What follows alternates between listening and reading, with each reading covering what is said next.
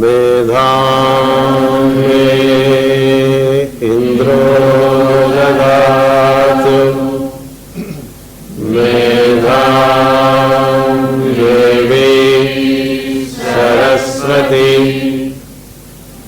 मेधां मे अश्विना उभौ आदत्तां पुष्करस्रजाः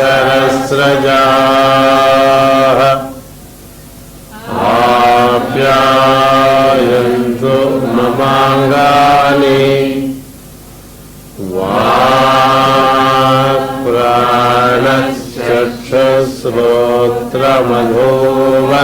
वाक्प्राणश्चक्षुश्रोत्रमधोबलमिन्द्रियाणि च सर्वाणि सर्वं ब्रह्मोपनिषदम् माहं ब्रह्म निराकुर्याम् मा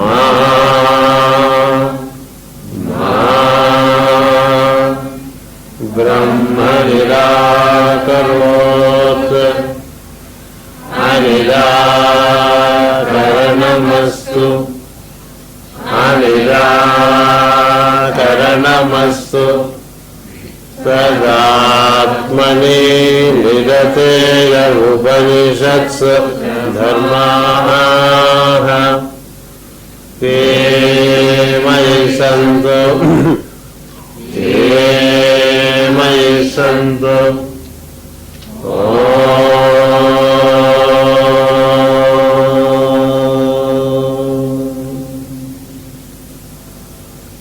शान्ति शान्ति शान्तिः.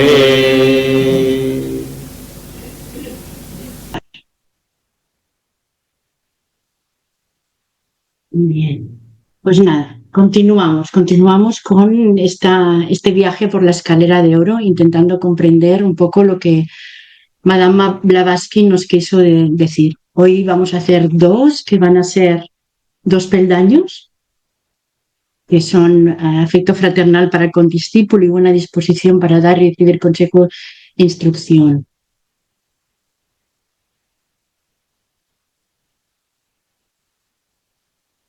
Bien, pero como siempre, vamos a empezar con un minuto de silencio para que todos podamos leer la escalera de oro y podamos conectar con la energía desde nuestro interior, ¿de acuerdo? Así que un minuto y medio, para que cada uno, todos los que estamos aquí hoy, podamos rehacer esto.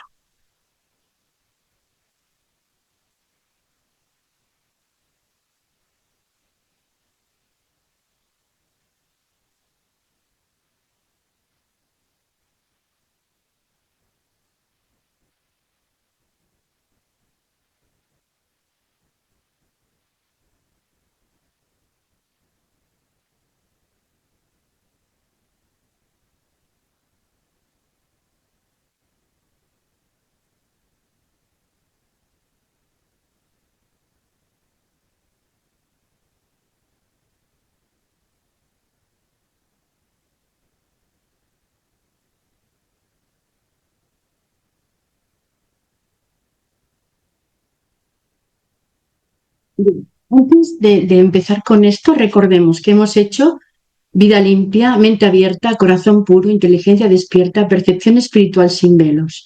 Estos 5 primeros peldaños tienen mucho que ver con el trabajo, aunque evidentemente uno vive en el mundo y ese trabajo tiene su relación y su manifestación en el exterior, y se basa también en ello. Era un trabajo que teníamos que realizar, sobre todo nosotros, para nuestra autorrealización y para irnos transformando, para realizar esa alquimia interna. Y vimos que se partía ya de un listón alto, ¿no? Porque ya el primer peldaño era la vida limpia y el corazón puro, o sea, allí teníamos que hacer todo ese trabajo. Entonces, esos 5 peldaños tenían que ver con un trabajo interior, de interiorización, de búsqueda, de autoconocimiento y de autotransformación voluntaria con nosotros mismos. A partir del 6.º peldaño, el afecto fraternal para el condiscípulo, ya Madame Blavatsky un poco nos saca al exterior, y es allí donde todo ese trabajo que estamos haciendo, porque puede ser un trabajo paralelo, tiene que estar confrontado en la vida, tiene que manifestarse en nuestro interior. Y ella empieza por lo más cercano, el condiscípulo, el compañero de viaje en este camino espiritual.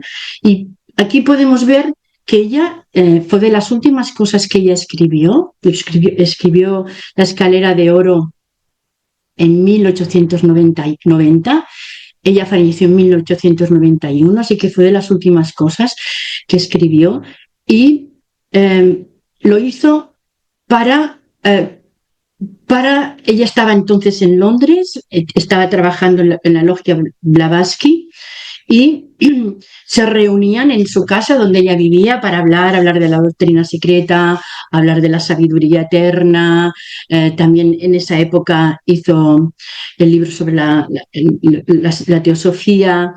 Y entonces ella dio esta escalera de oro como instrumento para los miembros de la Sociedad Teosófica como algo interno. Después, un año después de su muerte, se publicó de una forma abierta. Pero vamos a ver que cuando ella en principio habla del condiscípulo, está hablando de en principio, de aquellas personas, de aquellos compañeros en el camino que están como nosotros, intentando moldearse, intentando transformarse y transmutarse en seres de luz y reconocerse como alma.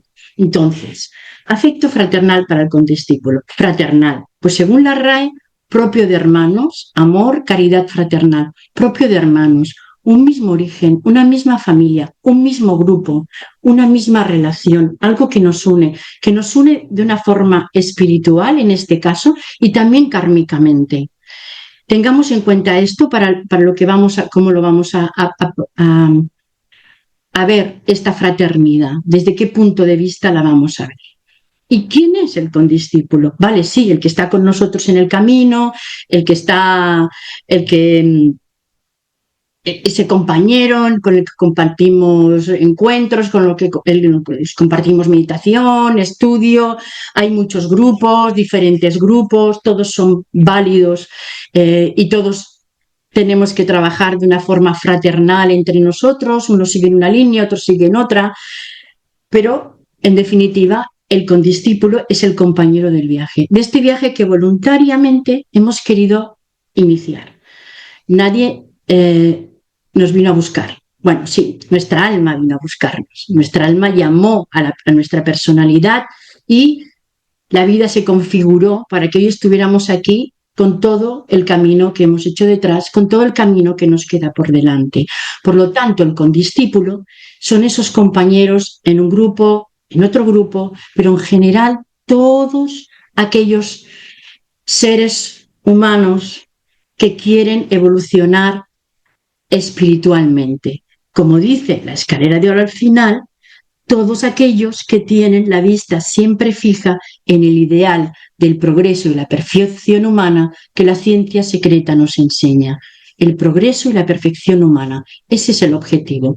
Así que es el que hace el mismo peregrinaje, quien comparte el mismo ideal y y un mismo camino de desarrollo interior, que puede ser de una manera o de otra. Pero, o sea, con un grupo, con otro grupo, de una manera o de otra, pero todos estamos trabajando, digamos, en el mismo río. Por lo tanto, un condiscípulo es alguien con quien compartimos las tres, digamos, postulados básicos de este sendero, que es la meditación, el estudio y el servicio. La meditación, seguimos un ideal de meditación orientado a realizarnos interiormente y a autoalinearnos, esto es, alinear nuestros tres cuerpos, físico, emocional, mental, para ser un buen instrumento para que el alma, que es nuestro objetivo, nuestra alma, para que el cuerpo búdico se manifieste a través de nosotros. Por lo tanto, esa es la meditación. Hay muchas líneas, pero básicamente lo que queremos es alinear el alma, alinear la personalidad con el alma, y el alma se quiere alinear con el alma de todos, el alma grupal, ¿de acuerdo? Después compartimos estudio en una línea o en otra, pero el estudio es regular y hay algo que tenemos todos en común, todos los condiscípulos, que es el estudio de la sabiduría eterna. Con los maestros que están ahora encarnados, con los maestros como el maestro tibetano, por ejemplo, del siglo pasado, como los Vedas, incluso, pues, yo que sé, Platón, todos los maestros que ha habido, que nos han ido encarnando y manifestándose, todos ellos han ido dejando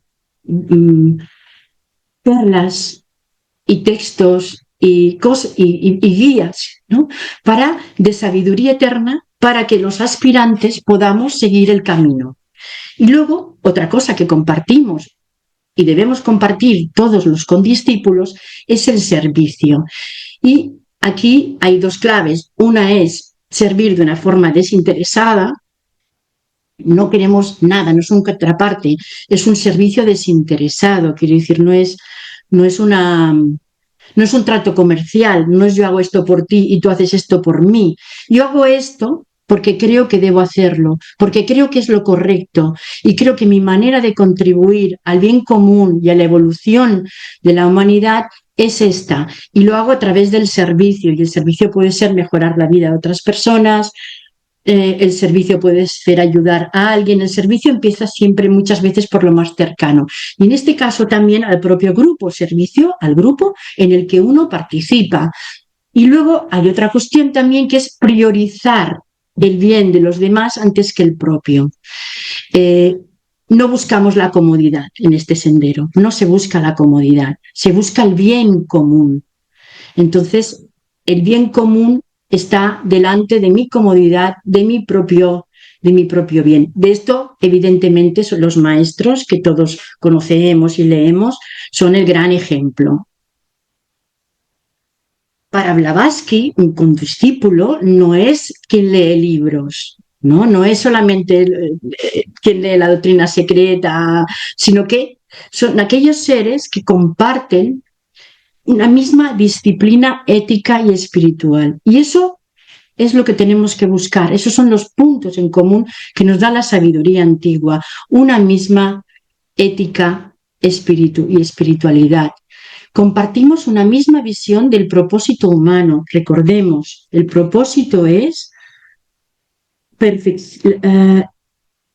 el ideal del progreso y la perfección humana que la ciencia secreta nos enseña. Ese es nuestro propósito. Compartir esa visión del ser humano, esa visión de la naturaleza, esa visión del mundo, y participar también juntos en un proceso de autopurificación, de servicio y de desarrollo de la conciencia. Esto es lo que Madame Blavatsky nos dice a través de sus escritos, lo que nos dice en la escalera de oro, cuando hemos visto esos 5 peldaños anteriores y lo que veremos después. Ya en la clave de la teosofía enfatiza que la fraternidad es indispensable, porque cuando estamos en el sendero empezamos a vibrar y nuestros centros también empiezan a vibrar. Por lo tanto, somos mucho más sensibles a las desarmonías y a las armonías en los grupos. De ahí los conflictos, hay muchos. El grupo, el maestro Kumar, siempre una de las cosas que él decía era que el grupo es el maestro. El grupo nos enseña, el que sea, el grupo que sea, pero el gran grupo de servidores del mundo nos enseña, porque cuando chocamos hay disarmonía y entonces eso lo recibimos y eso nos pone en la encrucijada de tener que afrontar esas pequeñas discordancias para el bien común y para continuar avanzando. Por lo tanto, buscamos la armonía en el grupo para manifestar aquello que somos, la armonía en el grupo, y cuando no hay armonía, se bloquean nuestros centros también. Anivesan nos dice que la fraternidad es una práctica diaria, no es una cosa que hagamos cuando hay encuentros grupales o en determinados momentos, no, la fraternidad es algo que tenemos que practicar con el condiscípulo y también con todos los seres humanos.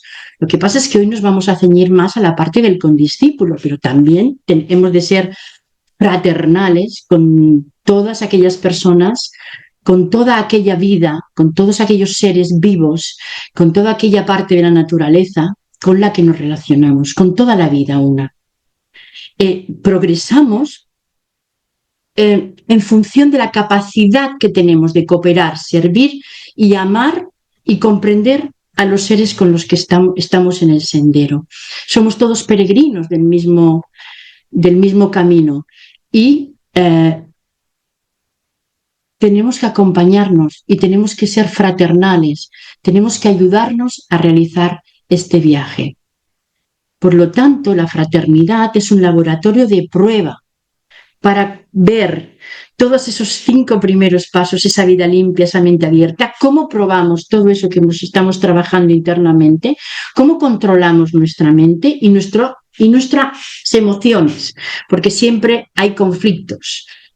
Entonces, aquí nos dice Anivesan que la convivencia entre discípulos es un espejo para ver y corregir las impurezas del carácter. Es cuando entramos en el grupo que podemos ver cómo estamos a nivel de fraternidad, a nivel de comprensión, a nivel de empatía. Entonces, la primera lección que tenemos que aprender es olvidar la personalidad para servir al grupo. El grupo tiene un alma colectiva, por eso cuando criticamos sin sentido estamos rompiendo esa armonía que hay en el grupo. Cada acto de servicio al grupo, de una forma, como hemos dicho, desinteresada, sin esperar nada a cambio, fortalece al grupo. Estamos hablando del grupo de todos los seres que están ascendiendo por la escalera de oro, aunque no lo sepan. Hay muchas personas que a lo mejor no están en un grupo llamado espiritual, pero están haciendo una contribución a la humanidad. Por lo tanto, son servidores del mundo. El afecto fraternal se establece a nivel del alma y no de la personalidad. Por lo tanto, tenemos que distinguir entre los aspectos que son del alma y los que no son del alma. ¿Cuáles son aquellos del alma? Son las actividades que nos unen como condiscípulos, ¿no? Cuando meditamos juntos, cuando estudiamos juntos, cuando compartimos, cuando hacemos servicio juntos. Cuando hacemos todo esto, estas acciones, la acción de meditar, de estudiar, de compartir, la comprensión espiritual, de hacer servicio juntos, son actividades que realizamos desde el alma. ¿Cuáles son las de la personalidad? Pues incluyen las preferencias personales, la manera de ser, los hábitos, los estilos de vida. Cuando no respetamos esas preferencias, esto genera ruptura y pérdida de amistad y antipatías entre los miembros del grupo. Y esto es porque queremos imponer nuestra personalidad y esto siempre causa conflicto. Y aquí tenemos el primer trabajo interesante que nos propone la escalera de oro, ¿no? El condiscípulo, el que está cerca en el camino espiritual, cómo nos comportamos con él, cómo empatizamos, cómo trabajamos nuestra personalidad y nuestras emociones para el bien grupal del grupo. de todos. Por lo tanto, los conflictos que tenemos no aparecen en los temas esenciales. No hay conflicto en el hecho de meditar, no hay conflicto en estudiar, no hay conflicto en servir. ¿Cuándo surgen? Cuando proyectamos la personalidad en exceso sobre esas acciones y queremos que la gente medite como medito yo, que la gente estudie como estudio yo, que la gente sirva como sirvo yo. Cuando imponemos lo que no es esencial, la manera no es lo esencial. Lo importante es meditar, lo importante es estudiar y estudiarse uno mismo, lo importante es servir de una forma desinteresada. Y cada uno, según sus hábitos y costumbres, incluso puede variar en diferentes culturas, lo hará de una manera. Lo importante es que lo haga desde el corazón. Aquí tenemos un texto del maestro Kumar. Lo voy a leer porque no veo entero. La finalidad de la vida de grupo es entrar en comunión en la consciencia y superar la separatividad de la personalidad. Toda la actividad es en una vida grupal, tiene por sentido conseguir este propósito, separarnos, superar la personalidad. Tenemos que sintonizar con la consciencia de alma y recordar continuamente que cada uno de nosotros es alma. Cada uno de nosotros tiene que recordar que somos el alma y como tal relacionarnos con los demás. Esto nos permitirá experimentar la fraternidad, cuyo resultado es nuestra integración como alma una, que prevalece en todo el grupo. Nuestras personalidades pueden quedarse aparcadas fuera, pero nosotros debemos vivir por dentro como almas. Así que la vida grupal es un intento de manifestar la vida del alma de forma grupal, no solos, no individualmente. Esto no puede ser, porque el alma busca la unión grupal, el alma busca la unidad. Por lo tanto, la vida de grupo con los condiscípulos exige a veces de alguna manera que dejemos nuestra personalidad para que empecemos a vivir como almas en nuestras relaciones con todas aquellas personas que son peregrinos como nosotros en este mismo camino. Dicho esto, ya sobre el condiscípulo y aclarado un poco qué es y quién es el condiscípulo, digamos que en la Sociedad Teosófica, fundada también por Madame Blavatsky, la primera de sus postulados, los primeros de sus objetivos es formar un núcleo de la fraternidad universal de la humanidad sin distinción de raza, credo, sexo, casta o color. Y esto sigue siendo vigente. Eso es un grupo espiritual. Alguien que trabaja por la fraternidad universal de la humanidad sin distinguir nada. No hay distinciones. Esto debemos también hoy en día hacerlo extensible a todas las personas, a todos aquellos seres humanos. Debemos también trasladar nuestra fraternidad, nuestra empatía hacia todos los seres humanos y también aquí incluir también a la naturaleza y a todos los seres vivos, también el reino animal. Bien, el maestro tibetano, en sus libros sobre el discipulado en la nueva era, introdujo un término que era el nuevo grupo de servidores del mundo.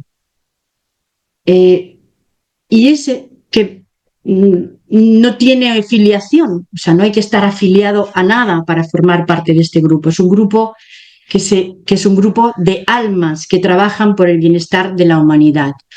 Entonces, la asociación debe darse en el plano del alma. Por lo tanto, uno puede estar en un grupo de meditación determinado, uno puede estar en otro grupo determinado, uno puede seguir una cultura, otro puede seguir otra. Pero, ¿qué es lo que nos une? Una asociación como alma. Y dejando las diferentes personalidades, las dejamos fuera. Somos libres y no tenemos imposiciones. Este grupo, el nuevo grupo de servidores del mundo, es un conjunto global de personas con buena voluntad, que trabajan sin una estructura formal, Esto es, no hay una estructura, no hay una asociación, no hay unos estatutos del nuevo grupo de servidores del mundo. Es un grupo, pertenece todo aquel que como conectando, quiere conectar con su alma y quiere servir a la humanidad para promover unidad humana, cooperación y un plan espiritual destinado al progreso de la humanidad. Los miembros pueden ser de todos los países, de todas las profesiones, se caracterizan por una actitud incluyente, constructiva, no violenta y libre de sectarismos. Y se busca unir a las personas, mejorar las relaciones humanas y fomentar la paz mundial. Estos son los objetivos de este nuevo grupo de servidores del mundo que el maestro tibetano nos ha propuesto. Ir a actuar como un puente entre la humanidad y la jerarquía espiritual. Es un grupo de discípulos y sus objetivos inmediatos es elevar la conciencia, fortalecer la cooperación internacional y sobre todo promover el bien grupal. Y aquí se incluyen, esto se hace para todo el mundo, para todos los seres humanos.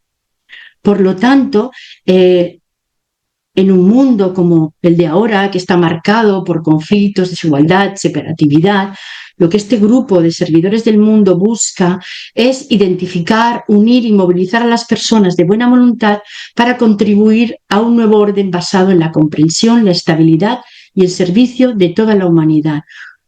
¿Cómo se une uno a este grupo? Pues simplemente conectándose y diciendo, me uno al grupo de servidores del mundo y lanzo mi corazón, mi centro del corazón y mi centro Agna hacia el Maestro, hacia el alma una de todos los seres humanos, y a través de eso me uno con el grupo de servidores del mundo. Y yo puedo estar en mi grupo de estudio, en mi grupo de meditación, en mi grupo de actividad, en mi vida cotidiana.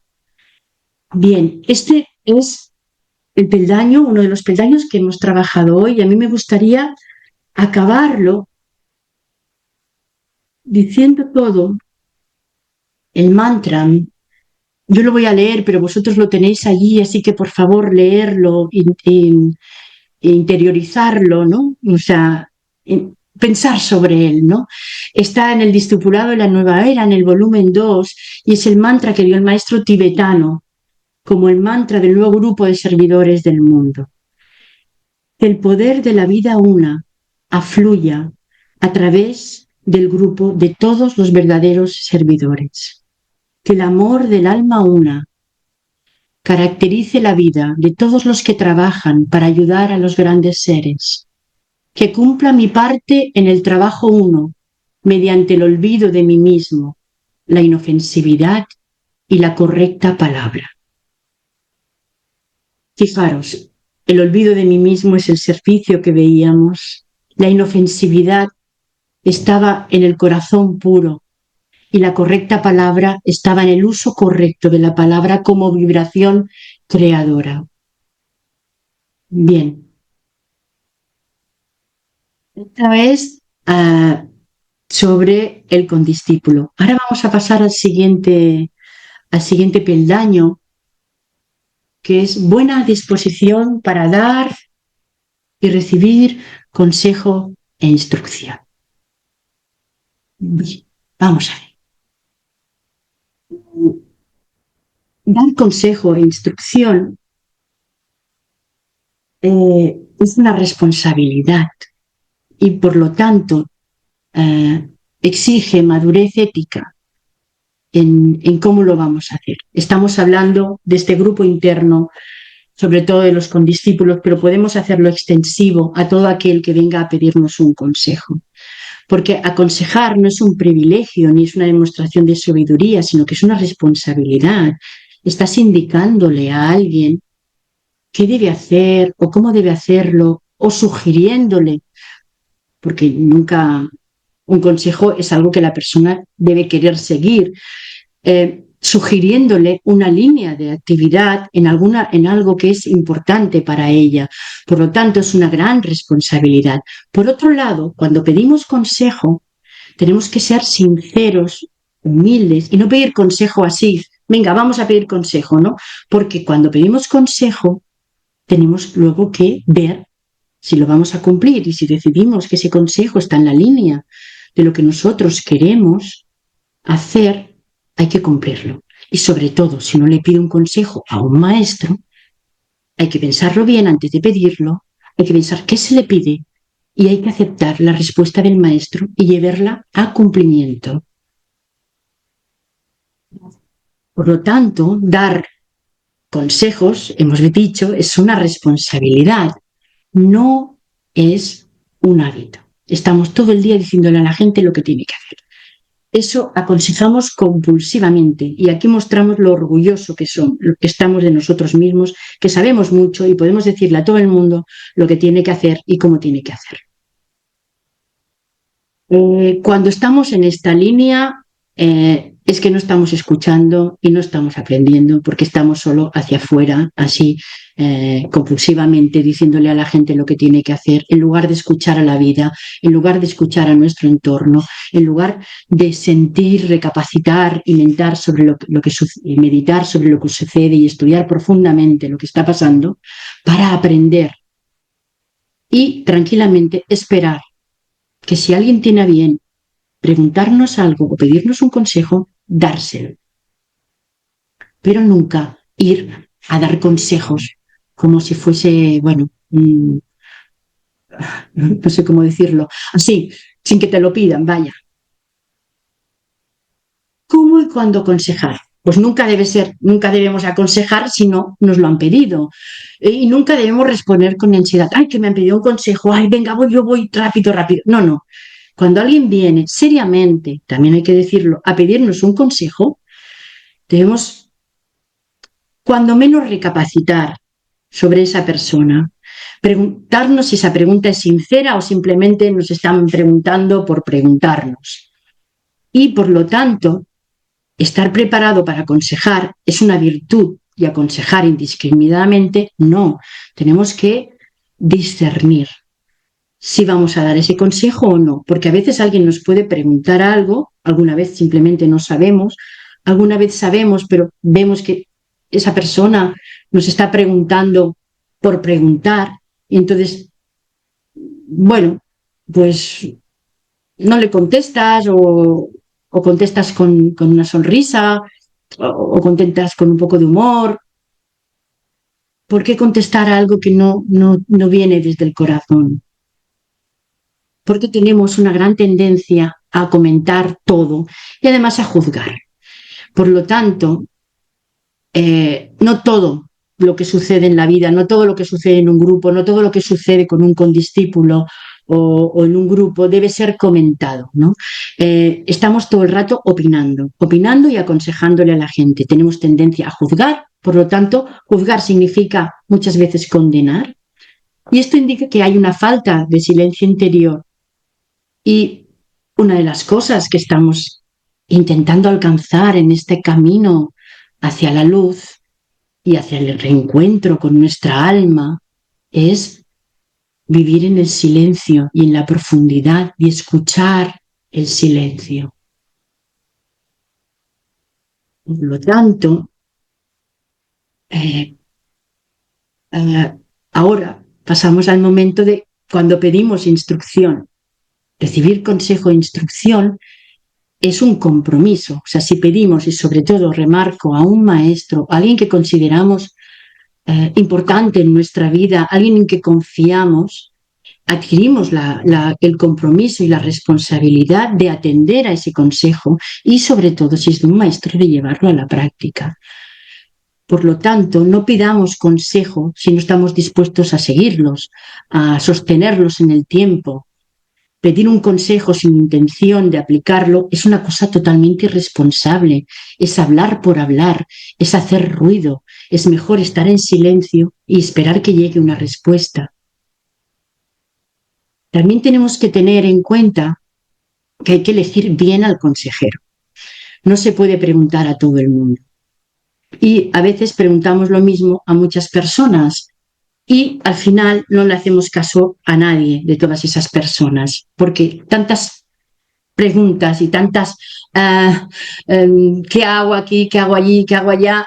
Al final uno se confunde y al final no seguimos ningún consejo. Y muchas veces cuando estamos en esta línea de ir preguntando a mucha gente, en el fondo estamos esperando que alguien nos diga lo que queremos oír, y cuando no lo hace, nos reafirmamos en lo que queremos oír. Por lo tanto, elegir conscientemente a quién preguntamos, confiar en esa persona y seguir su guía con constancia. Es un compromiso cuando estamos hablando de pedir consejo e instrucción en el ámbito del desarrollo espiritual. El silencio también es una instrucción, y muchas veces los maestros no nos dan respuestas cerradas. Aquí cuando le preguntamos a un maestro, nos dan respuestas que decimos, pero bueno, ¿qué me ha querido decir? ¿Cómo esto? ¿No? Porque quieren estimular nuestro esfuerzo interior, porque quieren evitar la dependencia, de que estemos constantemente preguntando cosas y al final acabemos preguntando cosas que no tienen sentido en nuestro desarrollo espiritual.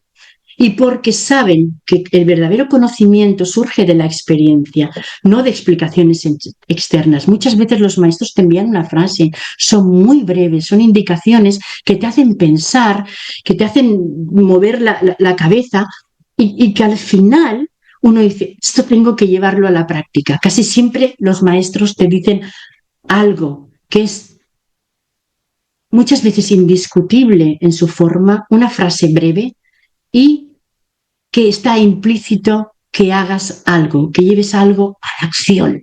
¿Para qué? Para que esa experiencia te haga avanzar en el sendero. Bien, por lo tanto, tenemos que ser perseverantes y tener en cuenta que el exceso de consejos lleva a la esterilidad, lo hemos comentado antes. Entonces, no estar constantemente preguntando lo mismo, esto que quede claro, y sobre todo a un maestro, porque nos dan indicaciones y cosas tan preciosas, a veces nos dan pequeñas joyas, gemas que tenemos que observar, mirar en sus palabras, en sus contenidos. A veces son frases breves que nos ayudan, a veces son inspiraciones internas. Entonces, profundizar en esa instrucción es más fructífero que probar una cosa detrás de otra sin comprometernos en qué, en hacerlo, en llevarlo a la práctica, en experimentar el consejo. La ley fundamental del consejo y de la instrucción es no aconsejar si la búsqueda no es sincera, no buscar consejo en cualquier lugar ni en cualquier persona. Por lo tanto, dar y recibir consejo exige discernimiento, humildad y responsabilidad. Un consejo auténtico, aceptado con compromiso profundo, puede dar sentido a toda una vida, como la de Madame Blavatsky. Ella aceptó los consejos y las instrucciones de su maestro, y eso dio sentido totalmente a su vida, y la llevó a la autorrealización total, y su tercera iniciación, y su cuarta iniciación. Y la sinceridad del buscador determina si el consejo será una información pasajera o algo que nos transforme. Allí, cuando pedimos consejo, debemos ver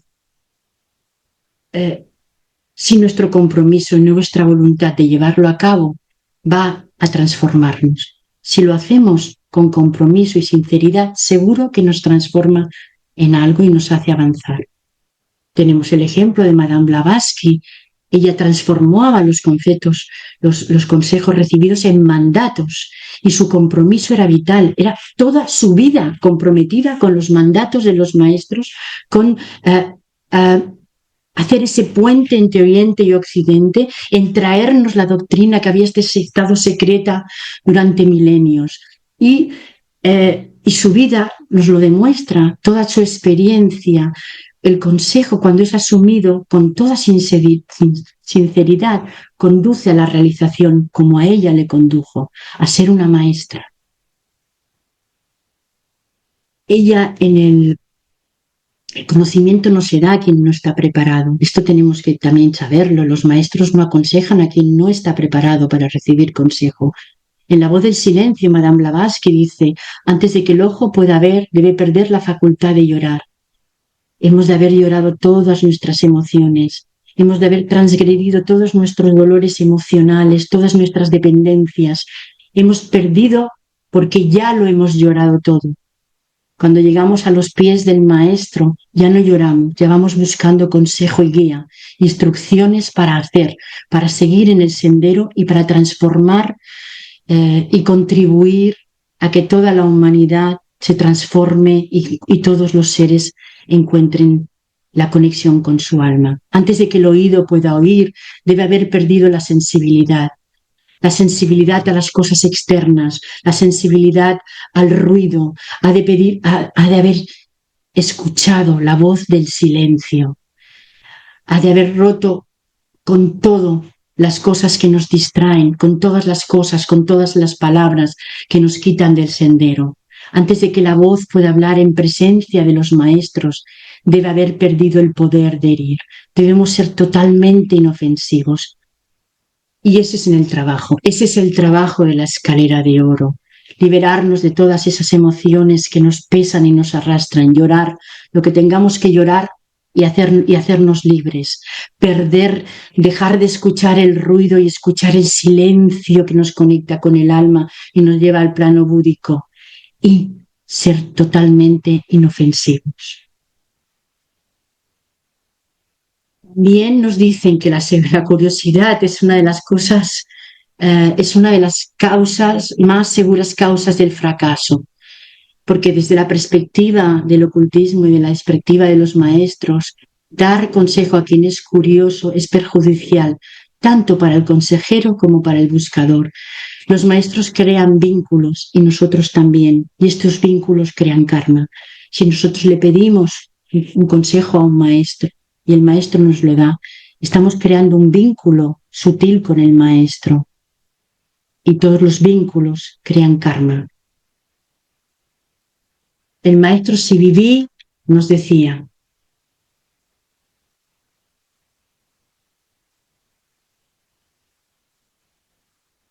yo responderé a vuestras necesidades, pero no a vuestros deseos. La necesidad sirve para hacer de vosotros seres llenos de belleza. Ahí es donde responden los maestros. Los maestros responden a nuestra necesidad. ¿Alguna vez le hemos preguntado a algún maestro y nos ha contestado una cosa que dices, no es lo que le he preguntado? Pero si recapacitamos sobre eso, vemos que eso responde a la necesidad nuestra en ese momento para poder seguir avanzando. Eso, el maestro Kumar en la Cruz de Akewario nos dice, eso significa que es necesario eliminar ciertas cosas del ser, la eliminación de las impurezas de la individualidad y la personalidad. La personalidad y la individualidad permanecen, pero son como un cristal que permite que el alma brille a través de ellas. La alquimia de la espiritualidad consiste en que brillemos. Todo este camino, todos estos 5 primeros peldaños, todo este camino de hacernos inofensivos, que ya no queden lágrimas para llorar, que ya no queden ruidos, sino solo el silencio que nos conecta con el alma, todo esto es para que brillemos, para que seamos ese rayo de luz del alma grupal, del alma de todo cuanto existe, del alma una, que a través de nuestra alma llega y se manifiesta en el vehículo que es la personalidad. Por lo tanto, elijamos a quién escuchamos.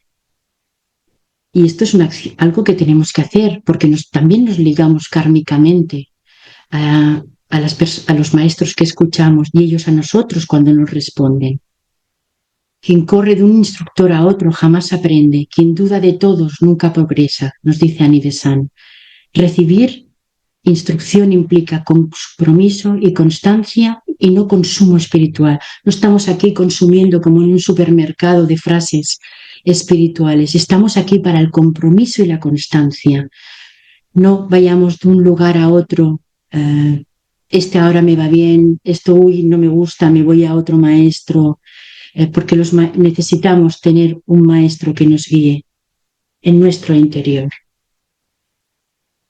Estábamos comentando, Blavatsky nos dice que una vez que el discípulo ha pedido y ha sido aceptado, ya no puede retroceder sin consecuencias. hay un compromiso, hay un vínculo kármico al asumir el consejo, al pedir instrucción. Tengamos esto en cuenta, seamos cautelosos, seamos conscientes de lo que estamos haciendo. Estamos trabajando con la alquimia, con la luz, con las transformaciones. No nos comportemos como un elefante en una cacharrería, no vayamos tirando los botes alquímicos, no nos mancillemos a nosotros mismos, ni seamos poco honorables con las respuestas que los maestros o que nuestra voz interior nos puede dar cuando es del alma. Porque el maestro interior y el verdadero aprendizaje están dentro, es el yo superior. El maestro, Anivesan nos dice, el maestro externo es solo el reflejo del maestro interno y desaparece cuando el discípulo aprende a escuchar en silencio. Pensemos esto, los maestros que nos vamos encontrando, el maestro Sibibi, el maestro Kumar, el maestro Ikei, que nos han legado libros, todos los Vedas, Madame Blavatsky, el maestro tibetano, todos los maestros son el reflejo del maestro interior, del yo superior. Y ese yo superior está en nuestro interior, está ahí palpitando, esperando que nosotros despertemos, esperando que nosotros llamemos a esa puerta, esperando que nosotros estaremos en el silencio para hablar y darnos consejo e instrucción. El yo superior, nuestra alma, el yo superior a través de nuestra alma está esperando que silenciemos toda nuestra personalidad, que nos convirtamos en el vehículo del alma para darnos consejo e instrucción. Y también, ¿cómo podemos resumir esto? Busca el camino, no el maestro, porque el maestro aparecerá cuando el camino esté listo. Hemos de seguir el camino. Y los maestros, el maestro aparecerá y nos irá dando consejo e instrucción en el momento adecuado. Y vimos un día que el consejo y la instrucción a veces puede venir de un maestro directo, pero las intuiciones también vienen desde dentro y a veces nos hablan. Un pájaro posado en un árbol nos puede sugerir algo que nos ayude. La naturaleza, ver la naturaleza crecer, nuestra relación con el reino animal, nuestra relación con nuestros condiscípulos, nos puede llevar a sentir cómo afloran intuiciones, cómo a través de un condiscípulo, de una sonrisa, nos puede llegar también una instrucción. Así que la instrucción puede llegar por muchas vías, pero cuando hablamos de maestro, sigamos el camino y el maestro estará allí esperándonos. El maestro físico siempre aparecerá en el momento adecuado para guiarnos al maestro interior, al maestro que tenemos dentro, al maestro que está latiendo en nuestro corazón, esperando que nosotros nos coordinemos, nos alineemos para ser un vehículo del alma.